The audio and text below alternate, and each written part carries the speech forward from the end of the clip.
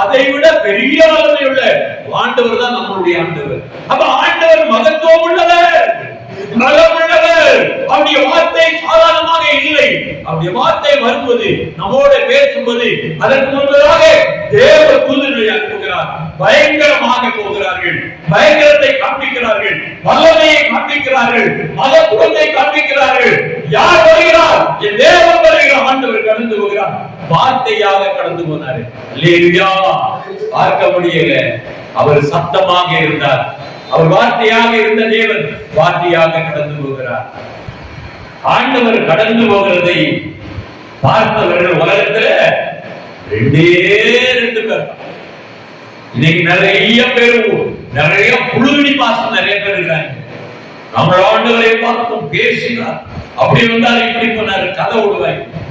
உலகத்துல 2 பேர் தான் ஆண்டவர் கடந்து போகிறதை பார்த்தவர்கள். யாத்திராகமம் புத்தகம் 33வது அத்தியாயம் 21-22 வாசிங்க. ஒரு இடம் உண்டு, நீ அங்கே கண்மலையில் நில்லு. என் மகிமை கடந்து போகும்போது என்ன சொல்லப்பட்டிருக்கிறது? இன்னும் கர்த்தர், இதோ என் அண்டையில ஒரு இடம் உண்டு, நீ அங்கே கண்மலையில் நில்லு.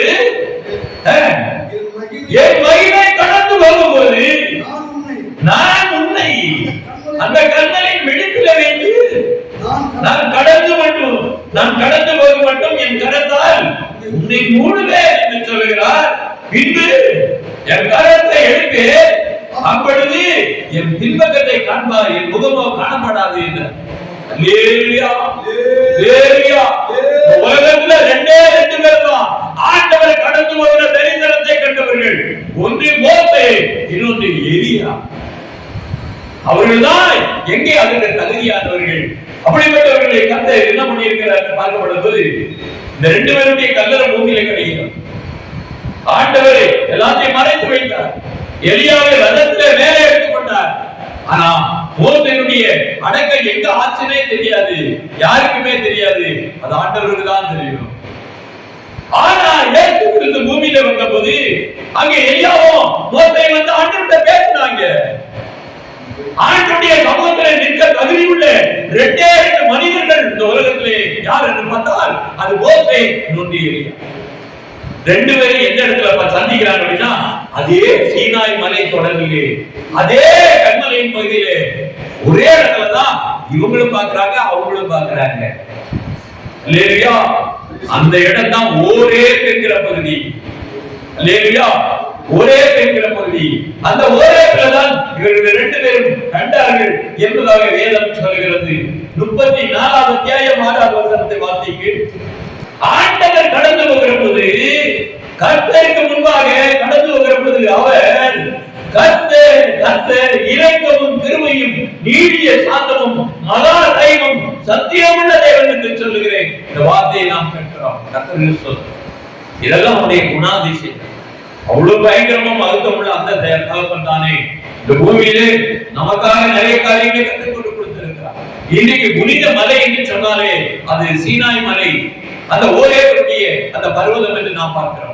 கர்த்தர் இருவருக்காக சாட்சி கொடுத்த இடமும் அதுதான். ஆண்டவர் பேசின இடமும் கடந்து வர அந்த கண்மலை தான். அந்த கண்மலையின் பகுதியை தான் இந்த நாட்களிலே அது என்ன அப்படின்னா புனித மலை என்று சொல்வார்கள். இன்னைக்கு நிறைய பேர் என்ன பண்றாங்க அப்படின்னு கேட்டா அந்த புனித மலைக்கு போகிறார்கள். இந்த எலியா தங்கியிருந்த கெபியை பார்க்கிறார்கள். ஒவ்வொரு இடத்தையும் இந்த நாட்களிலே ஆராய்ச்சியாளர்கள் போய் பார்த்து அந்த இடத்திலே இந்த நாட்களிலே ஒரு ஜப கூடாரத்தை வைத்திருக்கிறார்கள். டாக்டிக்ஸ் மிஷின் தான் அதெல்லாம் கண்டுபிடிச்சவங்க. நிறைய விஞ்ஞானிகள் பாத்தீங்கன்னா டாக்டிக்ஸ் மிஷினை சார்ந்த விஞ்ஞானிகள் தான் அதை கண்டுபிடிச்சு நிறைய செலவு பண்ணி என்ன பண்ணியிருக்கிறாங்க. அந்த அடையாளத்தை அந்த இடத்திலே வைத்திருக்கிறார்கள். அந்த கூடாரத்தை போட்டு வச்சிருக்கிறாங்க. இன்னைக்கு அந்த மலைக்கு பேரு மவுண்ட் ஆஃப் காட் என்று சொல்வார்கள். மவுண்ட் ஆஃப் காட் ஏழு பாத்தீங்க அப்படின்னு கேட்டீங்கன்னா அதை இந்த நாட்களிலே ஹார் எலோஹிம் என்று சொல்வார்கள். அந்த எலோஹிம் அந்த தேவன் அந்த இடத்துல வெளிப்பட்டார், அந்த இடத்துல பேசினார் என்கிறதான ஒரு காரியம்.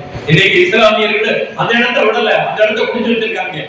அவங்க அந்த உட்கார்ந்துட்டு என்ன பண்றாங்க, ஜபமுசா தேவன் அந்த அல்லாஹ் வார்த்தை இடம், அந்த அல்லாஹ் மூசா நபியையே எலியா நபியையும் சந்திச்ச இடம் என்று சொல்லி இன்றைக்கு ஜபல் முசா என்று சொல்லி அவர்களும் அங்கே இருக்கிறார்கள். அது புனித மலை என்று நாட்களிலே சொல்கிறதை நாம் பார்க்க முடிகிறது. அந்த மலையினுடைய உயரம் எவ்வளவு தெரியுமா? கேள்விப்பட்டிருக்கீங்களா? அந்த மலையினுடைய உயரம், அந்த ஓரேனுடைய அந்த கட்டளை, அந்த ஏரியா இருந்த இடமும் இந்த மோசை இருந்த இடமும் எவ்வளவு உயரம் தெரியுங்களா? 2285 மீட்டர். அவ்வளவு உயரத்தில் ஆண்டவர் என்ன பண்ணாரு? அங்கே சந்திக்கிறார், பேசுறார். அந்த கண்மலை அவ்வளவு உயரமாக இருக்கு. தேவர் சந்திக்கிற இடம் என்பதாக நாம் பார்க்கிறோம். எனக்கு பிரியமானவர்களே, எதுக்காக நான் சொல்கிறேன் என்றால், கண்மலையை குறித்து நாம் அறிய வேண்டும். நமக்கு இடைப்பாறுதல் கொடுக்கின்ற இடம் அதுதான். தேவன் காட்சி கொடுக்கிற இடம் அதுதான். தேவனுடைய காட்சி விளங்குகிற இடம் அதுதான். கர்த்தருடைய மகத்துவம் விளங்குகிற இடம் அதுதான். கர்த்தருடைய வல்லமை வெளிப்படுகிற இடம் அதுதான். அந்த இடத்துலதான் அக்கினி புறப்படும், பலத்த காற்று புறப்படும், பூமி அதிர்ச்சி உண்டாகும். அங்கே தேவனுடைய வார்த்தை புறப்படுகிறது. அப்படிதான் அந்த கண்மலை ஆண்டவராய் இயேசு கிறிஸ்து. அவர் கூட சென்ற கண்மலை யார் என்றால் ஆண்டவராய் இயேசு. 1 கொரிந்தியர் 10வது அத்தியாயம். எல்லோரும் மோசைக்குள்ளாக மேகத்தினாலும் சமுத்திரத்தினாலும் ஞானஸ்நானம் பண்ணப்பட்டார்கள். எல்லாரும் ஒரே ஞான போஜனத்தை புசித்தார்கள். எல்லாரும் ஒரே ஞானமானத்தை குடித்தார்கள். எப்படி அவர்களோடு கூட சென்ற ஞான கண்மலையின் தண்ணீரை, அந்த கண்மலை கிறிஸ்து. பாத்தீங்களா? அன்னைக்கே கிறிஸ்து வழி நடத்தி இருக்கிறார் இஸ்ரவேல் ஜனங்கள். அவர்கள் கூட சென்றது கிறிஸ்து. அவர்தான் வழி நடத்தி இருக்கிறார். அவர்தான் போதனை கொடுத்திருக்கிறார். அவர்தான் என்ன பண்ண இடைப்பாறுதலை கொடுத்திருக்கிறார். அவர்களுக்கு நிறைய ஆதாரத்தை கொடுத்திருக்கிறார். அவர்களை எல்லாவற்றையும் பாதுகாத்திருக்கிறார். 11 மாசம் என்ன பண்ணாங்க அப்படின்னா, இஸ்ரவேல் ஜனங்கள் அந்த இடத்துல இருந்தாங்க. ஆண்டவர் அந்த கண்மலையில தண்ணீரை புறப்பட்டு அவர்கள் குடித்த போது அந்த தண்ணீரை குடிச்சிட்டு போறதுக்கே மனசுல மண்ணா கிடைக்குது, ஆகாரம் கிடைக்குது, அழகான தண்ணீர் கிடைக்குது. இந்த தண்ணீரை விட்டு எங்க போக அப்படின்னு 11 மாதம் நேரம் போட்டாங்க. அப்பேற்பட்ட கண்மலை ஆண்டவராய் இயேசு கிறிஸ்து. அவர் நம்முடைய கோட்டையாக, நாம் நம்பி இருக்கிற அரணாக இந்த பூமியிலே அவர் வாக்கு கொடுத்தபடி இஸ்ரவேல் ஜனங்களை வழிநடத்தி சென்றிருக்கிறார் என்பதாக நாம் பார்க்கிறோம். கர்த்தருக்கு ஸ்தோத்திரம் உண்டாவதாக. இந்த நாட்களில் பார்க்கப்படும் போது மோசே சந்தித்த இடம், எலியா சந்தித்த இடம் ஒன்றுதான். ஆனால் அந்த கண்மலை செல்லப்படுவது அந்த கண்மலை தங்குமிடமாக, இடைப்பாறுதல் இடம் என்பதை அறிந்துதான் எலியாவே ஓடி போனாரு. ஆண்டவராகவே அவருடைய பேசினார் என்பதாக நாம் பார்க்கிறோம். பாத்தீங்கன்னா மலைகளை பாத்தீங்கன்னா உள்ளுக்குள்ள நீரோட்டம் இருக்கா இல்லையா? ஊத்துக்கள் சுனைகள் இருக்கா இல்லையா? அப்ப எல்லாமே ஆண்டவராக இருக்கத்தான் செய்யறாரு. அங்கேயும் ஜீவராசிகள் இருக்கா இல்லையா? அப்போ தேவன் எல்லாத்தையும் என்ன பண்ணாரு? ஒரு கண்மலை என்றாலே அங்க எல்லாமே இருக்கிறது, எல்லாமே கிடைக்கிறது. ஆண்டவர் என்ன பண்றாருன்னா ரட்சிப்பையும் பாதுகாப்பையும் அருள்படியாக அந்த கண்மலை இருக்கிறது என்பதை நாம் பார்க்கிறோம். அந்த கண்மலை நமக்கு இந்த நாட்களிலே நீதியையும் நித்திய ஜீவனையும் கிருபையையும் ஆண்டவர் கொடுக்கிறார் அந்த கண்மலை என்று நாம் பார்க்கிறோம். அந்த போஜனத்தை தான், அந்த தண்ணீரை தான் இஸ்ரவேல் ஜனங்களுக்கு கொடுத்தார். தேவ தூதர்கள் மூலமாக அந்த செய்திகள் கொடுக்கப்பட்டது, தேவ வார்த்தை கொடுக்கப்பட்டது, பிரமாணங்கள் கொடுக்கப்பட்டது. தேவ தூதர்கள் மூலமாய் அவர்களுக்கான கொடுக்கப்பட்ட காலங்களை பார்க்கப்படுவது. அன்றைக்கு கொடுத்த அந்த நபர் யார் என்று பார்க்கப்படுவது அப்போஸ்தலர் புத்தகம் 7வது அத்தியாயம் 30-31 வசனங்களை வாசிக்கிறோம்.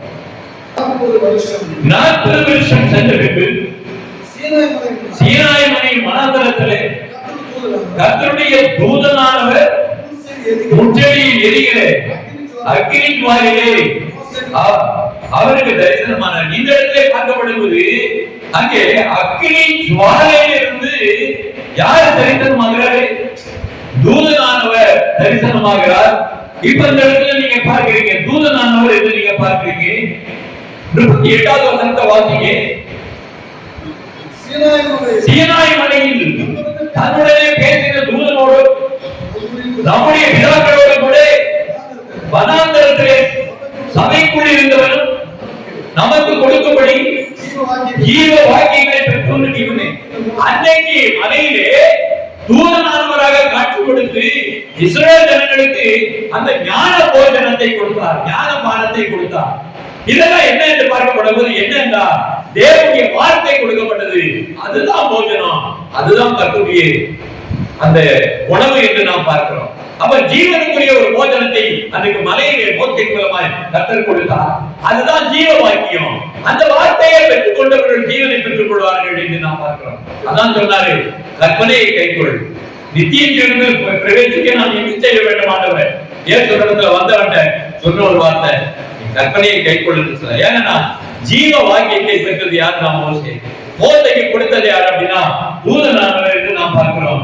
53 வாசிக்கு தேவ தூதரை கொண்டு நீங்கள் நியாயப்பிரமாணத்தை பெற்றிருந்து அதை கைக்கொள்ளாமல் போனீர்கள். அப்ப இதிலிருந்து என்ன தெரிகிறது என்றால், உலகத்திலே நாம் பார்க்கப்படுவது தேவ தூதன் மூலமாக கொடுக்கப்பட்டுள்ள நற்செய்தி வார்த்தைகள்.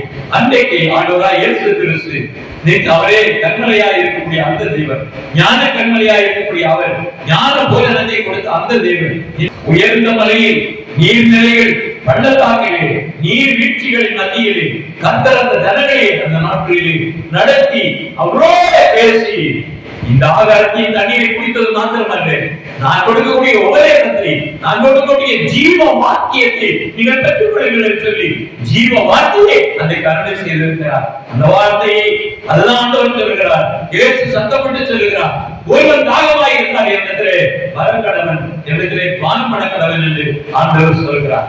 அப்படியாக சொல்கிறார் அந்த தெய்வம். இந்த நாட்களிலே கண்மலையை திறந்து கொடுத்த அந்த தெய்வம், இந்த நாட்களிலே கண்மலையை திறந்து கொடுக்க முடியுமோ உலகத்திலே என்று ஜனங்கள் அந்த நாட்களிலே பரியாசம் செய்தார்கள். ஆனால் கண்மலையிலிருந்து கண்டு அந்த தண்ணீரை கொடுத்தார். அவர்களுக்கு எல்லாரும் ஆச்சரியமா இருந்தது. அவரது நாட்களிலே விசுவாசிக்காமல் நம்பாமல் இருந்து ஜனங்கள் மத்தியிலே கர்த்தர் அற்புதங்களை அடையாளங்களை செய்தார். தூதர்களுடைய அப்பத்தை சாப்பிட்டார்கள். கர்த்தர் அதிகமாக அவருடைய ஆசீர்வதித்தார். தெய்வீக பாதத்தை நாம் பெறும்படியாக, தெய்வீக வார்த்தையை நாம் பெறும்படியாக ஆண்டவர் விரும்புகிறார். இந்த நாட்களை பார்த்தா எல்லாரும் என்ன பண்றாங்க, தெய்வீக பாதத்துக்கு பதிலாக என்ன பண்றாங்க அப்படின்னா ரசத்தை, எந்த ரசம்? மது ரசத்தை என்ன பண்றாங்க, பாட்டில திருவுருவ கொடுத்தாங்க. அவர் கொடுக்கல, அவர் கொடுக்கிறது என்னது, இவங்க கொடுக்கிறது என்னவாக இருக்கிறது. அப்படின்னாலே உடலுக்கு உற்சாகமாக இது நன்றாக இருக்கும் என்று கொடுக்கிறார்கள். மிகப்பெரிய கொடிய பாவம். அவருடைய வாழ்க்கை கிளையாம் என்கிறவர் ஒரு புறஜாதி, அவன் ஒரு தீர்க்கதரிசி. ஆனா கடைசியில் என்ன பண்ணா அப்படின்னா எல்லா ஜனங்களையும் என்ன பண்ணா அவர்களோட விருந்துக்கு அழைத்தான். விருந்துக்கு கடந்து போனாங்க. விருந்துக்கு கடந்து வரும்போது என்னாச்சு அப்படின்னா அங்க இருக்கக்கூடிய மேவாத்திய பெண்கள்லாம், அமெரிக்க பெண்கள் என்னாச்சுன்னா இங்க இருக்கக்கூடிய வாலிப பசங்களை எல்லாத்தையும் இஸ்ரவேல் ஜனங்களுடைய பிள்ளைகள் எல்லாம் அப்படியே மதுவை ஊற்றி கொடுத்தாங்க, குடிச்சாங்க, கூட்டிட்டு போனாங்க. என்ன பண்ணாங்க அப்படின்னா எங்க கோயிலுக்கு வாங்க, எங்க கோயில குடல் நடக்குது, எங்க கோயில என்ன பண்றாங்க, பூஜை வைக்கிறாங்க, நீங்க வாங்க அப்படின்னு சொல்லி பலவந்தம் பண்ணி கூட்டிட்டு போனாங்க. கடைசியில் என்ன ஆச்சு அப்படின்னா இஸ்ரவேல் ஜனங்களுடைய பாவம் வந்தது காரணம் இந்த பேரையா. இன்னைக்கு என்ன நடக்குது, சில ஊழியர்கள் அந்நிய ஜனங்கள்ல முன்னெடுத்தாலும் பரவாயில்ல, சபைக்கு இப்படிதான் காரியம் நடந்து கொண்டு இருக்கிறது. இன்னைக்கு என்ன அப்படின்னா அந்த பண்டிகையை நம்ம கொண்டாடலாம், அவங்களோட ஐக்கியப்படலாம். இப்படிப்பட்ட பிள்ளைகளுடைய குட்டைகள் நாட்களிலே தேசங்களிலே இன்னைக்கு சபைக்கும் ஜனத்திற்கும் அழிவுண்டாகக்கூடிய காரணம் இப்படிப்பட்ட பிள்ளையா ஊழியக்காரர்கள். அப்படினாலே தேவனுடைய வசனத்தை சார்ந்தவர்களே, கண்மலையை நம்பி இருக்கக்கூடிய தேவ ஊழியக்காரர் எலியாவும் மோசேயும் போல நீங்கள் இருக்க வேண்டும், நம்ப வேண்டும். கர்த்தர் உள்ளத்திலே பேசுவார், கர்த்தருக்கு பெரிய காரியங்களை செய்வார். ஆண்டவராகிய இயேசு கிறிஸ்துவின் நாமத்துக்கு மகிமை உண்டாவதாக. கர்த்தர் உங்களை ஆசீர்வதித்து காக்கிறவர். கர்த்தர் கொடுத்த அருள்வாக்கு உங்களுக்கு நாட்கள் அருளப்பட்டது. இயேசுவின் நாமத்திலே ஆமென். கொடுத்த சத்தத்தோடு பேசியிருக்கிறார். கண்மலை ஞான கிறிஸ்து இயேசு கிறிஸ்துவே. அல்லேலூயா, அல்லேலூயா. நன்றி ஆண்டவரே. தொடர்ந்து ஆண்டு சக்தி நமக்கு வெளிப்படுத்த மோசேவின் தேவன், எலியாவின் தேவன், என் மோசேவின் தேவன், எங்களோடு இருக்கிறது. எந்த ஜாதி செய்யப்படாத அதிசயங்களை உன் ஜனங்கள் எல்லாருக்கும் முன்பாக செய்வேன். ஜனங்கள் எல்லாரும் கர்த்தர் மகிமையை காண்பார்கள். உன்னோடு கூட இருப்பது நான் செய்கிற காரியம் மிகவும் பயங்கரம் சொல்லியிருப்பா. யார் 34 அந்த 10 படி என்னோடு கூட இருந்து ஐயாவோடு நீ செய்ய போகிற மகிமையான காட்டுக்காக இந்த சம்பவ கிராமத்துல ஒரு பெரிய எழுப்புதலை, ஒரு அறுவடையை கட்டிட போகிறேன் மக்கள் அங்கு வருவதற்காக ஊழியர்களையும் ஊழியக்காரர்களையும் சீக்கிரமாக கொண்டு வந்து பயன்படுத்தும்படியாக சொல்லுகிறேன். ஒரு பெரிய எழுதல் உண்டாகும், பெரிய அறுவடை பகுதியில் உண்டாகட்டும். அநேக ஜனங்களை கண்கள் திறக்கப்படட்டும், அநேகம் ஒரு அறுவடை அங்கு கொள்ளட்டும். இயேசு சொல்லுங்கள் மெய்யான தேவனா இருக்கிறார், அவர் நித்திய ஜீவனா இருக்கிறார் என்பதை எல்லா ஜனங்களும் கூடி தொழுதுகளுடைய ஆராதிக்க தேவனுக்கு தகுதியாக மீண்டும் நான் போல் பாதம் பணிந்து தாழ்வுடன் ஜெபிக்கிறேன். அதனால தாசனை ஆசீர்வதியும், அவர் குடும்பத்தை ஆசீர்வதியும், ஒரு செயல் ஊழியர்களை ஆசீர்வதியும். இயேசு கிறிஸ்து நாமத்தில் ஒரு பாதம் பணிந்து தாழ்வுடன் கொண்டாடுகின்றேன்.